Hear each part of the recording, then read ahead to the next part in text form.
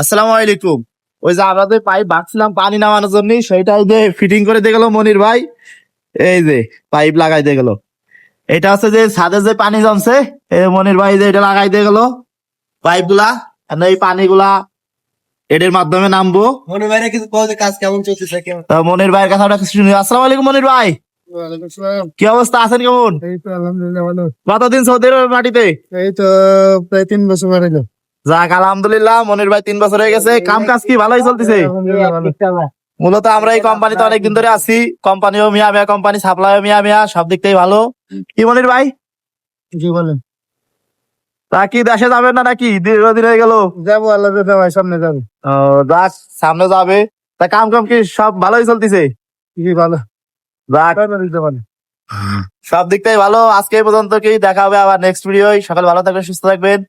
সকল প্রবাসীর জন্য দোয়া করবেন, যেন প্রবাসী মাটিতে সুস্থ থাকতে পারে এবং আল্লাহ যেন হেফাজত করে, সবসময় ভালো রাখে। ভালো থাকবেন। আসসালামু আলাইকুম।